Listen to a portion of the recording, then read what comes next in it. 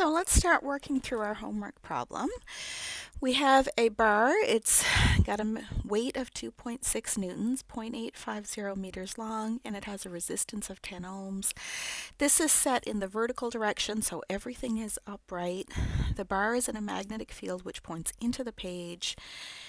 It's not attached to the wires, it's free to move, and we'd like to know what is the acceleration of the bar just after the switch is closed. So the switch closes, that means the battery starts to make current which will flow up, part will go through here, part will go through here.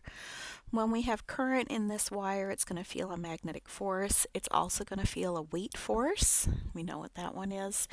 If we can figure out the net force, then we can find the acceleration. Okay, so let's get an idea. We know we're going to write Newton's second law. We know that we need to find our magnetic force and our gravitational force. So we know Fg. We want Fb. And to find our magnetic force, we need to find the current flowing through the wire. How do we find the current? Well, this is just a circuit. We'll go back to our circuit ideas. So the first thing we'll do is we close the switch. Now current is allowed to flow. Current comes out of the positive end of the battery. The current starts to flow up here. I'm going to label this one I1. I1 comes up here. It's going to hit this junction. And then the current is going to split. Part is going to come down here. I'm going to call that I2. Part is going to come up through here and down through the rod. I'm going to call that I3. So there's my circuit. I'm going to write my junction rule, or my current law. My current law says that the net current in, that's just I1, equals the net current out, that's I2 plus I3. So there's our current law. We can't do too much with this. We now see that the current we want to find is I3. We can put a 3 on that if we wish.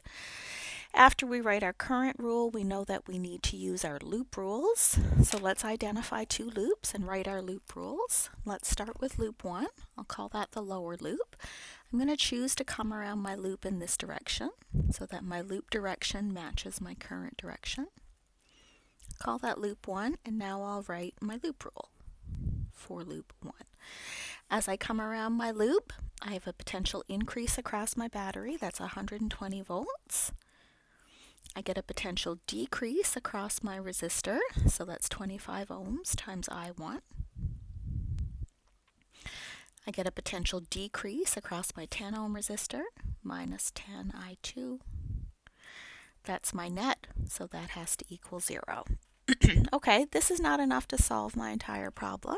I'm going to need to go for another loop. My other loop I'm going to choose will be up here. I'll call this loop 2. I'll write my loop 2 rule. Excuse me, I just could take a little sip.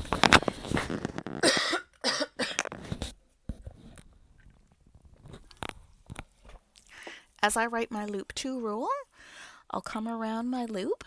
My loop 2, my current matches the direction of my loop as I go through my bar. That means I get a potential decrease across my bar. The bar has a resistance of 10 ohms, so my potential drop is going to be negative 10 ohms times the current I3.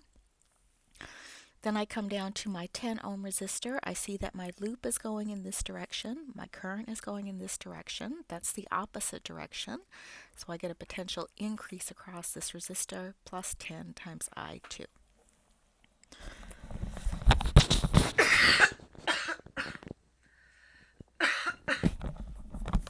Oh, sorry for the pause. I just had a dry throat. Now let's look at my equations and see how I'm going to solve things. I'm going to look at loop 2 first. And as I look at loop 2, I see that 10I2 equals 10I3. That means that I2 is equal to I3. Okay, what will I do next? Sorry, I just got to pause again.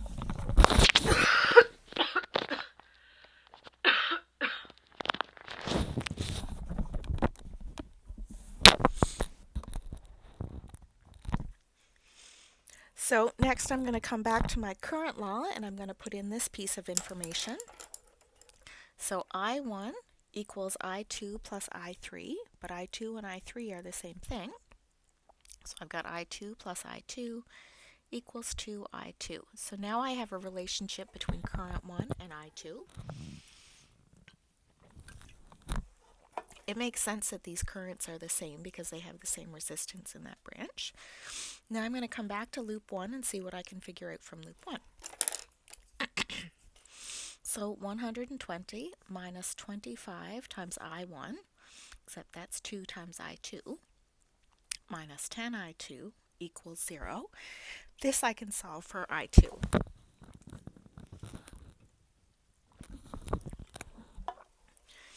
So I've got 120 minus 50I2 minus 60I2. So minus 120 minus 50I2 minus 10I2. 120 minus 60I2 equals 0.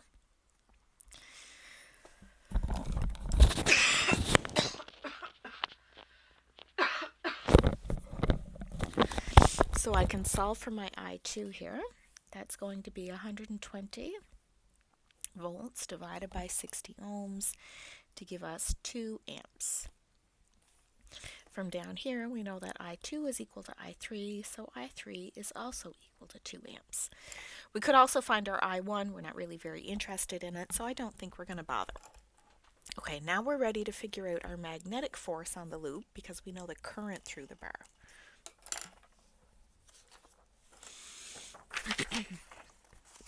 So the magnetic force on our bar, we've got current I3 running through it to the right. So if I draw my bar, I've got my current running this way. There's I3.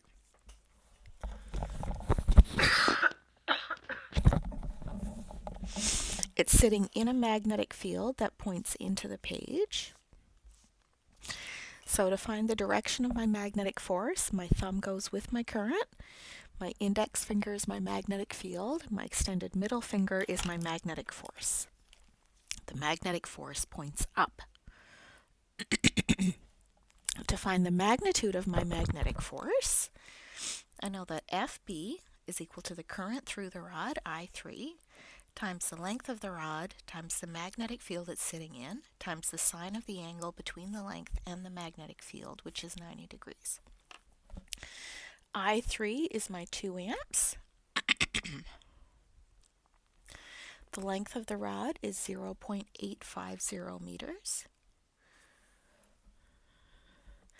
And my magnetic field B is 1.60 Teslas. If you wish to figure that out, you certainly may. If you're more of a symbols person, we can work in symbols for a little while. I've got a calculator right here. We can figure this one out. No, except the calculator won't come on. Okay, I can do this on my phone calculator. So 2 times 0.85 times 1.6 gives us 2.72 newtons, and we know that it points up.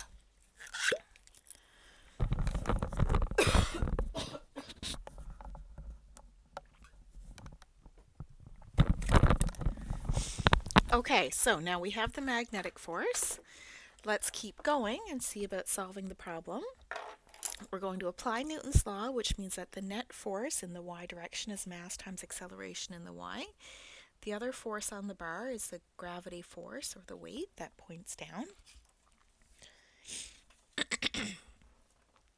So in our Newton's second law expression, sum of the forces in the y direction, make sure we show our coordinate system here, is mass times acceleration in the y.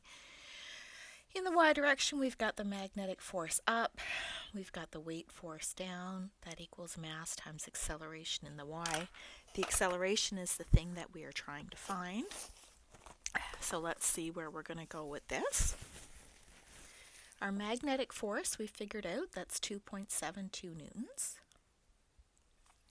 Gravitational force is given, 2.60 newtons. equals the mass of the bar times the acceleration. We're not given the mass, but we can actually figure it out. We know that weight is equal to m times g, so m is equal to weight divided by g. The weight is 2.60 newtons. Divide that by 9.81 meters per second squared, and we get that the mass of the bar is 0.265 kilograms. So that can come in our equation.